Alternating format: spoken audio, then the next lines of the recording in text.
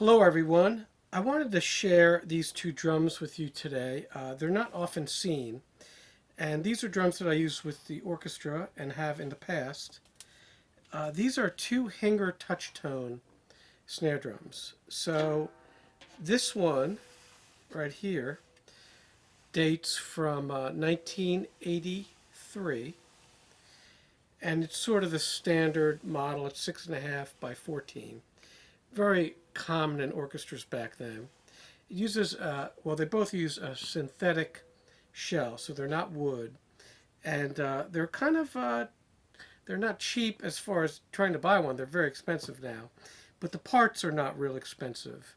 The rims are just basically very light pressed rims. The lugs, nothing fancy here.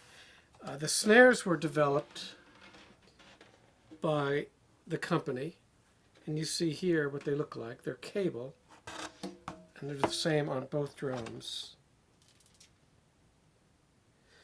Now, Fred Hinger, who basically was the owner and creator of the company, he was the timpanist for the Philadelphia Orchestra for many years, and then the Metropolitan Opera Orchestra for many years. And I was lucky enough to study with him for 4 years in college, and he's a great teacher. Learned so much from him, and I studied timpani with him and orchestra percussion with him. And during that time there, I'd sometimes have lessons at his house, and down his basement he had a lot of kind of things from the company, and so he would show me different drums. There was a sewer pipe drum, which probably weighed about 40 pounds. You can find them every once in a while. They're going to run you thousands and thousands of dollars, but great drum. Actually, Roy Haynes used one at one time. I remember going to see him, and he had one of those, which was a little bit strange, but it sounded great. It's a very loud drum, obviously very bright because it's made out of pipe. But these drums, like I said, are synthetic, and I'm going to change the heads out, and actually today I'm going to change the rims out on these drums. So you see the shell here. I'm only using one camera today because my other one is somewhere else, so hopefully all this will come through. But you can see the label. I'll get pretty close. I think that says 1977. And they all have a label in there.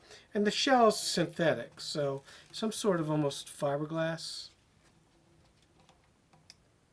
And this drum is a 5 by 14, and the wrap is just like, I think it's like wallpaper, because it's very, very thin, so some sort of wood tone 70s wallpaper.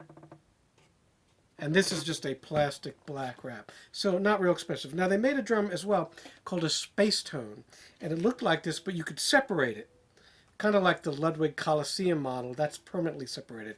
This one had some knobs and you'd open it up. And I did actually buy one of those, but I never liked it. It had a weird feeling when you played it open. It was not good. So I sold that a long time ago. And this one I got recently from a friend of mine who used to play in the orchestra with me. He retired. And this one, I think I got this one from Tim Adams, actually. I did, if I remember correctly. So Tim Adams is a great percussionist. He used to play with the Pittsburgh Symphony. He's now teaches at Georgia. So anyway, you see the strainer here, and the strainers change. So this is a 77 drum. This, I believe, is an 83 drum, like I said, and they just look a little different, as you can tell here. This one has a slide handle. So as time went on, they refined things. And of course, they're best known for their great timpani. I talked about those in a recent post about those drums, those PV drums that I got, the Radial 1000, or someone corrected me, and they're another model, but they're basically the same drum. So that kind of floating shell design, he designed that. These are not floating shells. There's plenty of hardware on the rim. Now this drum, and both of them sound incredibly unique. They're very sensitive.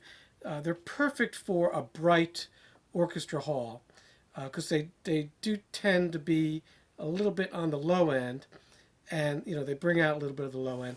And depending on the head that you have on there, they're not real bright, and they're also not very loud. There's lots of drums that you can use with an orchestra, And I'll be showing you those in some future videos. Like I have a old Super Ludwig that's converted to a different strainer so I could put gut snares on it. That's a loud drum. That's a drum we use, for Shostakovich, things like that. But these drums are good all-round drums for orchestra playing. And we used it, this one especially, for years and years. 31 years that I've been there, and before that, my friend was there even longer. And never an issue. Very simple mechanically. Nothing would ever break. But I am going to change the rims out today because I want to see what they sound like. So these rims are just regular cheap, like I said, rims. I think they're like just Taiwanese rims. Very, very light. So I'm going to put some die-cast rims on there. Let's see. So these are, I believe these are Gretsch rims. See if I have a snare rim somewhere. But it's a 10-lug drum. Here it is. I know I put it out there. Nope, that's what I just put there. Let's see. So I got a whole bunch of them out. I have a lot of die-cast rims. There's one. So you see it has the bottom slot there. So we'll see if it fits. And if it does, we'll see what it does to the sound of the drum. I already know what it sounds like because I've used it so long with the other rims. I'm hoping it's going to maybe dry it up a bit. We usually use a bit of muffling on here, and I want to kind of get away from that. So I'm going to try these heavier rims and see if that makes a difference. So once I open this shell, I'll show you that shell as well. So I've taken the head off of this drum, the black drum, and you see the shell there. It's got a label. It's number 579. I know they made a lot of these drums, so this is probably a little bit of a later model. And by the way, this one says number 193, 11777. This one does not have a date, but he told me he purchased it in '83. So very light. As you see, the shells are extremely similar. About the same weight. So what we're going to do now, I'm going to shine these up and clean them up. They haven't been cleaned in a while. Take off the bottom rim on both drums. These are both Diplomat snare heads under here, and they look to be, well, this is an Evans. I'm probably going to change this one out.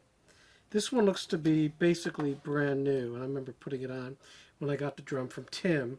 So I'll leave this one on here. I'll take this off, change it out to a Remo Diplomat snare, which is the thinnest head you can buy.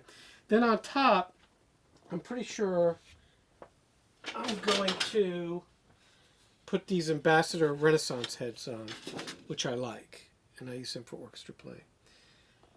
Now, one thing you want to do is as you take the old parts off, and I always tell people this, is to label the rims. So if you ever sell it, you have the original parts. Some people want the original parts, so don't just mix them up or throw them away.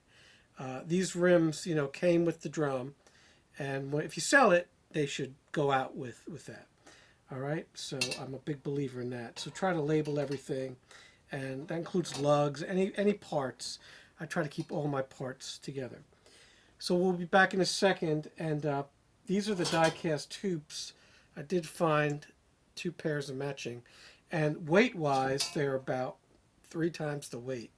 So that should help a lot, I think, in drying out the drum a little. Also making it a little bit easy to tune. Not that it was ever difficult to tune in the first place. So we'll be back with these drums, with the heads and the rims. So I've put the new heads on, and these are Ambassador Renaissance heads on all these drums. And I added another drum. We'll talk about that in a second. I put die-cast rims on and Diplomat snare heads on the bottom. So all of these snare drums have the same exact heads. So we have the small Hinger drum here, and I am using a little bit of muffling. My friend Arnold Sykes makes these mufflers, which is basically some leather, and they rest on the drum. You could use a binder clip or something else to clip them on there. Nothing fancy. The nice thing about them is they move up when you hit the drum. So they jump up. They kind of move with the drum. These drums do need muffling because they are pretty ringy, like I said before.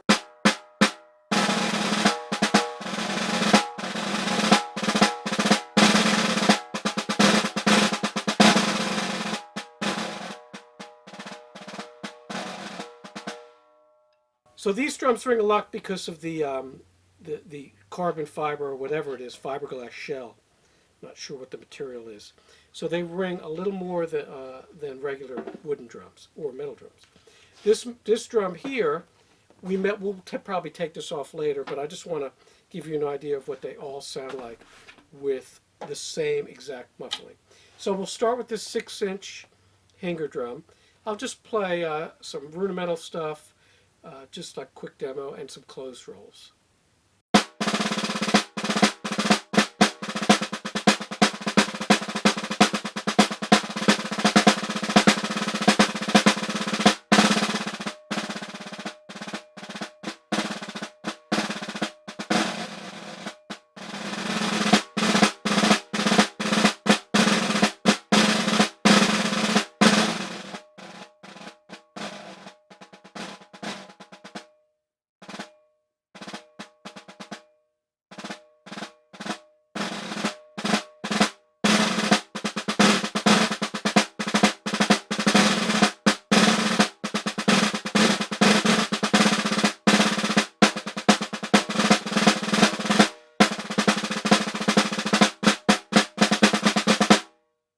So that's the 6-inch Hinger drum.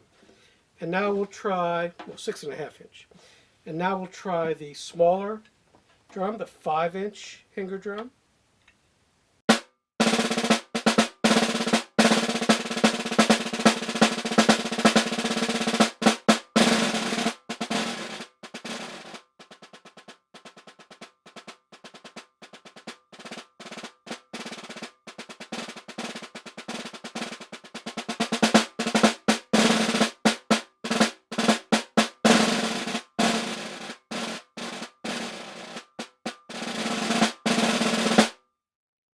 So bear in mind, these heads usually take about a week to break in. So I've just put them on. So they will break in after about a week and sound a bit better, I'm sure. It's always the case. All right, finally, I wanted to show you this drum. This is a drum I just reconditioned.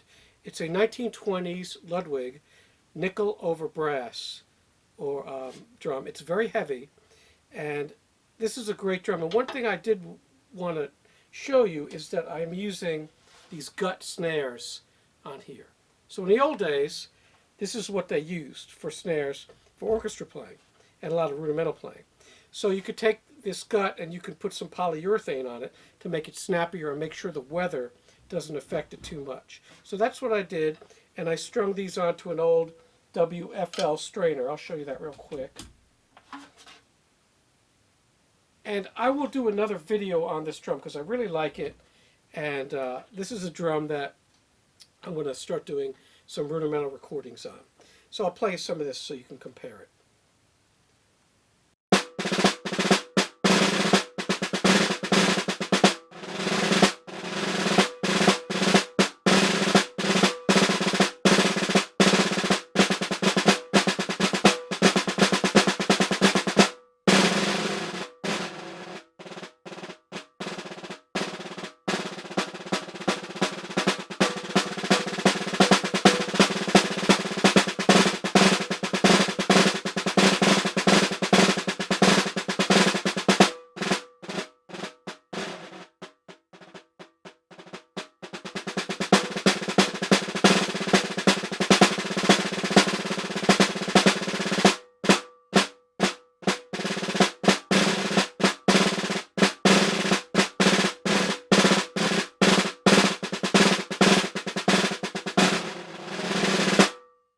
So the gut snares are a little trickier to play on.